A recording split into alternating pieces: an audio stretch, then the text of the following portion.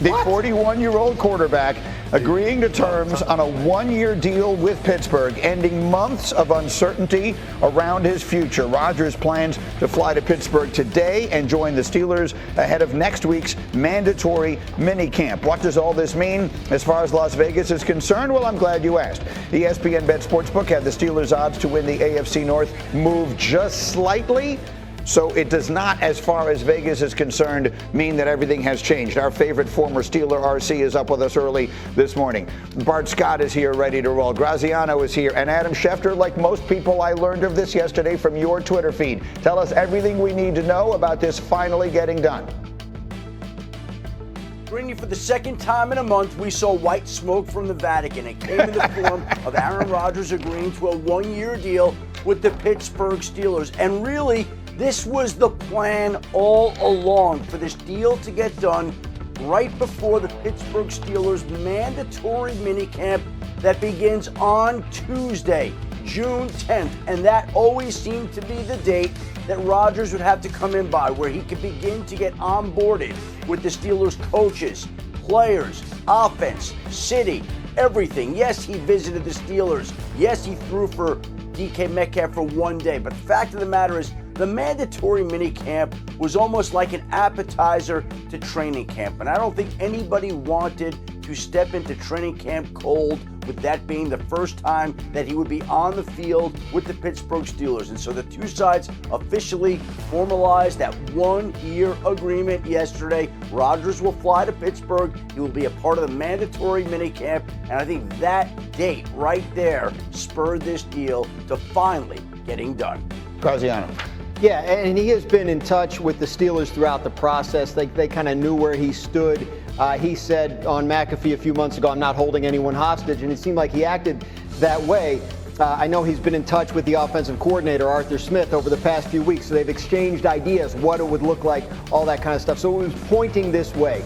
I think the Steelers felt like in an off-season market where quarterback was not great, right? There weren't a ton of great options, that there's some level of upside to bringing in Aaron Rodgers because of what he's been in the past. If there's like an 8% chance that he's MVP Aaron Rodgers again, then this was 100% worth it for the Steelers, because that's more than, Mason Rudolph gives you. Yeah. So the idea is he can come in, they can win with defense, they can build a running game, and he can be what they need at quarterback, which is good enough at age 41. We'll see. He was not a very good player last year for the Jets. They open at the Jets, his former team. Week 8, they will play the Packers, his legendary former team. We can debate all that in a minute. Let me get the Steeler in here. Ryan Clark, Aaron Rodgers is a Pittsburgh Steeler, and your reaction is? Okay. That's it. That's it right there. I mean, I think we expected it to go this way. When you listen to Adam Schefter tell me early on in the offseason that this is the week or the weekend to mark down on your calendar when Aaron Rodgers can make a decision, that's normally what I'm expecting. It is best case scenario for the 2025 Pittsburgh Steelers. Now your quarterback room is much better, much more improved, from Mason Rudolph to Aaron Rodgers. You're going to look at games toward the end of the season against the Jacksonville Jaguars, the Miami Dolphins, and say, okay, he can still spin the football with some of the best of them. We watched him get healthier throughout the season. But what does that mean for this team? You remember how irresponsibly giddy we were when Aaron Rodgers became a New York Jet, right? There were people like Mike Greenberg who thought that the New York Jets were going to get sort of this elevation that we saw Tom Brady bring to Tampa Bay. They ain't the same dude. Aaron Rodgers is a guy who, to me, is the best quarterback I ever played against, still only been to one championship. So what does this make the Pittsburgh Steelers? This makes the Pittsburgh Steelers the same team the Pittsburgh Steelers have been for the last decade. A team that's good enough to compete, a team that's good enough to look at and say, okay, they can get into the playoffs, but they can't win a playoff game. And they're still home week 1 of every playoff season. That's exactly who this team is. Let's go fight for third in the AFC North. I believe Aaron Rodgers will play fine. I believe Aaron Rodgers will acclimate fine.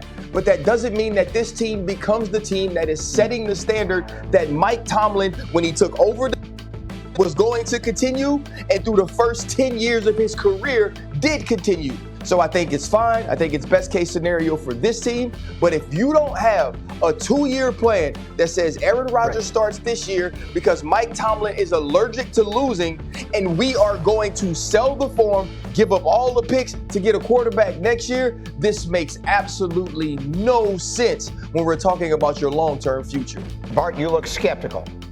I mean, because it's just like I feel like I'm surrounded by Buck Nasty, the world's biggest haters. Right? When you talk about Aaron Rodgers, and listen, I understand that the results for the Jets wasn't what they were last year, but if you look at what he did actually on the field, he was tied with Josh Allen, who just so happened to win the MVP. They threw around the same amount of yards, 28-6. I know sometimes numbers can lie, but it wasn't to me last year. I watched every single play of Aaron Rodgers. It's not like I'm some Aaron Rodgers fan. It's not like I'm in his pocket. He's my boy. I'll remind everyone, Bart works, every play. Yeah, for the Jets, local affiliation shows. So you literally did watch every single play. And your opinion as mine, Ryan, I'll get to you in a minute.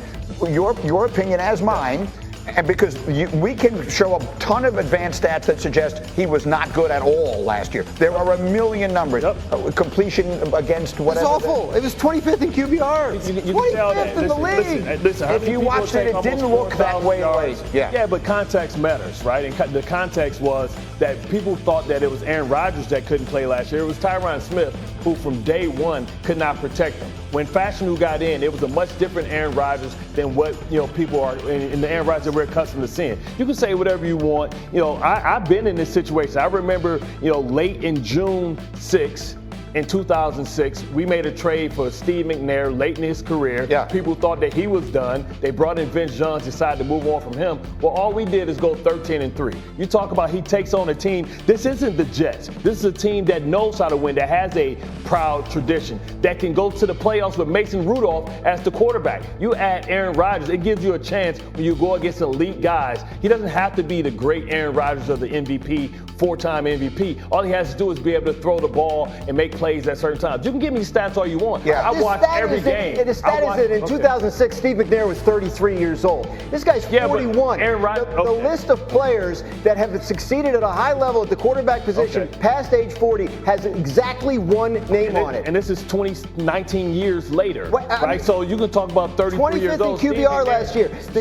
Completion percentage over expected. 30th in the league. Russell Wilson was 10th. Here's what I will say. Kept Russell. You can tell me all that. Like I said, I know the context because I watch every game. And I understand these stats account for context. Okay. The numbers say what they do say. I can't disagree. Numbers that say Josh Allen, he's tied for 7th with Josh Allen. The Jets were the worst coach team in NFL history last year. They fired 2 coaches and removed their offensive coordinator during the season. That had something to do with everything. RC, I can see you are agitated. Go ahead. Yeah, I think one, to bring up the stat of touchdowns when it pertains to Aaron Rodgers and Josh Allen is irresponsible of us, right? Because you can watch those games, watch the way that those 2 teams played, watch Josh Allen use his legs within the red zone and say this was totally different. We can also watch the amount of games that in the fourth quarter, Josh Allen was standing on the sideline because they had beaten the other team so badly when most fourth quarters, Aaron Rodgers was trying to fling the football around as much as they can because they were getting their heads beat in. I'm not here to bash Aaron Rodgers. I believe that Aaron Rodgers is an upgrade to Mason Rudolph. I even believe Aaron Rodgers is a slight upgrade to what Russell Wilson was last year. Aaron Rodgers is no longer elite. Aaron Rodgers doesn't walk into the building with the cachet that says to the rest of the organization, this is our guy that's going to allow us to win a championship. Cam Hayward, TJ Watt, Minkah Fitzpatrick, all of these players that are on their way to gold jackets along with Rodgers don't get to feel like because he's here, we're going to win it all. The Jets shouldn't have felt like that. Actually, after 2011, the Green Bay Packers shouldn't have felt like that because they never went to another one and he was the best quarterback in the world. This is what the Steelers have to do to compete this year. I understand that. It's the right call. Aaron Rodgers is an upgrade. We saw late last year he can still play, but he can't play like that. And so if your thought was, we're going to get Aaron Rodgers and now compete with the Buffaloes, the Kansas Cities, and the Baltimore Ravens, you are out of your mind. You can get Aaron Rodgers so you cannot stink.